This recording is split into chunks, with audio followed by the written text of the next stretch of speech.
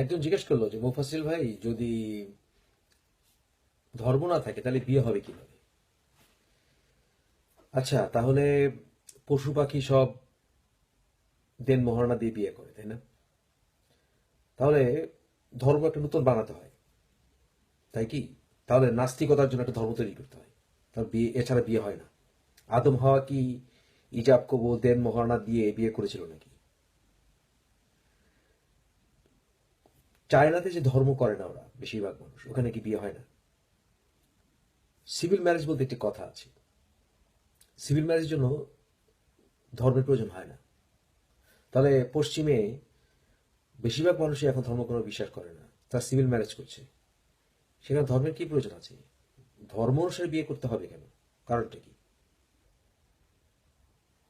এমনকি আমাদের পূর্বপুরুষরা এই কয়েক হাজার বছর সভ্যতার আগে যে বনে বাজারে ঘুরে বেড়াতো, লক্ষ লক্ষ বছর যে বিশ্বের বিভিন্ন প্রাণীরা পৃথিবীতে ছড়িয়েছিল, ওরা কিভাবে জোড়া বাঁধত, মানুষ কিভাবে জোড়া বাঁধত? কমিটমেন্ট বলতে একটি কথা আছে, কমিটমেন্ট হচ্ছে আসল জিনিস। বাংলাদেশে তো অনেকে বিয়ে শাদী করেও পরকিয়া করে, করে না? কতখানি কমিটেড সেটা হচ্ছে কথা। আপনি যদি কমিটেড হন, বিয়ে করার প্রয়োজন নেই। না হলে বিয়ে করেও প্রেসিডেন্ট ক্লিন্টনের মতো মনিকা লিউইসের সঙ্গে ইটিস পিটিস করবেন, এটি হচ্ছে কথা। লিগ্যাল কতগুলো কারণে, যেমন ধরুন উত্তরাধিকার ইত্যাদি কারণে বিয়ে করাটা অনেক সময় জরুরি হয়।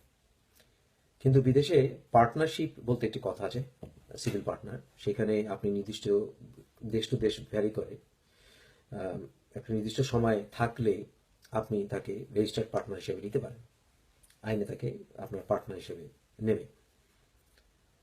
কিন্তু অনেক ক্ষেত্রে বিয়ে তো সমস্যা সৃষ্টি করে। দেখা যায় যে শুধুমাত্র কাগজের কারণে ঝুলে থাকতে হয় অনেক সময়। এই যেমন ভালো দিক আছে, খারাপ দিকও আছে, বিয়েরও খারাপ দিক আছে, আছে তো, আছে না? সম্পত্তির লোভ আছে, অনেকে বিয়ে করেই তালাক দিয়ে দেয়। অনেক দেশে, বিশেষ করে যেখানে প্রিনাপশাল এগ্রিমেন্ট নেই, সেখানে তো অনেক সময়, দিস ইজ দ্য প্রবলেম। আমাকে আপনারা কল দিবেন না প্লিজ, কল দিলে ব্লকড হবেন, আমি লোকটাকে এখন ব্লক করবো। যদি আমাকে রিচ করতে চান আপনারা মেসেঞ্জারে বা ভাইবারে বা স্কাইপে মেসেজ দেবেন। ধারণা করতে পারবেন না আপনারা আমার কত কল আসে, ধারণা করতে পারবেন না। অ্যাবসার্ড। আমাকে যদি কেউ মনে করেন কল করে পাবেন, অ্যাবসার্ড। মেসেজ রাখবেন, মাসখানেক মতো অপেক্ষা করবেন, যদি ভালো মেসেজ হয়, সুন্দর মেসেজ হয়, আমি কল ব্যাক করার চেষ্টা করব। যাই হোক, কথায় ফিরে আসি। কথা হচ্ছে সিভিল পার্টনারশিপ বলতে একটি কথা আছে, কমিটমেন্ট হচ্ছে আসল জিনিস। ঠুনকো ভালোবাসা নিয়ে শুধুমাত্র বিয়ের খাতিরে 50 বছর থাকার দরকার নেই।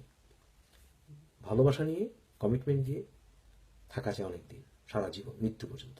সুতরাং কমিটমেন্ট হচ্ছে মেইন থিং। বিয়ে করতেই হবে ধর্ম অনুসারে? No, not necessary. Live together, হ্যাঁ করতেই পারেন। What is the problem? Live together করেন, করবেন না কেন? কিসের বাধা লিভ টুগেদার? কোনো বাধা নেই, কোনো কারণে নেই লিভ টুগেদারের বিরুদ্ধে, লিভ টুগেদারকে খারাপ বলার। কমিটমেন্ট কিনা? মনে করেন যে ধর্মকর্ম থাকলেই বুঝি কমিটমেন্ট থাকে? No, no. এটি হচ্ছে ধার্মিকদের সমস্যা। তারা মনে করে যে মরালিটি শুধুমাত্র ধর্ম থেকে আসে। কেন? মনুষ্যত্বের একটি মরালিটি আছে, এ কথা তারা বুঝতেই চায় না, বুঝেই না, বুঝেই আসে না। কারণ হচ্ছে তোতা পাখির শিক্ষা।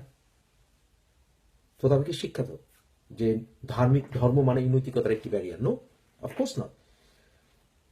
মানুষ হিসেবে বাঁচা, মানুষ হিসেবে মরা এবং নিজের আত্মিক একটা স্যাটিসফ্যাকশন বলতে একটা কথা আছে, যেটা আমরা অর্গানাইজ রিলিজনে আমরা যারা বিশ্বাস করি না তারা আমরা বুঝি। প্রজাপতিকে ভালোবাসতে হলে কোনো কোরআন হাদিস বাইবেলের ইনস্ট্রাকশন পড়ার কোনো প্রয়োজন নেই। বিদেশে বেশিরভাগ উন্নত দেশগুলিতে ধর্মকর্ম মানে না, রাস্তায় কেউ ময়লা ফেলে না। কিন্তু মুসলমান দেশগুলোতে রাত দিন পড়ছেন আত্মহুরু ছাত্রুল ইমান, আত্মহুরু ছাত্রুল ইমান। রাস্তাঘাটে ময়লা ফেলছেন, ফেলছেন না? ফেলছেন। তারপরে ওই চিনির গুঁড়ার সাথে কাঁচের গুঁড়া মিলিয়ে বিক্রি করছেন। রোজার সময় জিনিসপত্রের দাম বাড়িয়ে দিচ্ছেন। কোথায় নৈতিকতা? কোথায় নৈতিকতা? এটি হচ্ছে বোঝার বিষয়। সুতরাং ধর্মীয় অনুসারে বিয়ে করতে হবে এমন কোনো কথা নেই। ননসেন্স।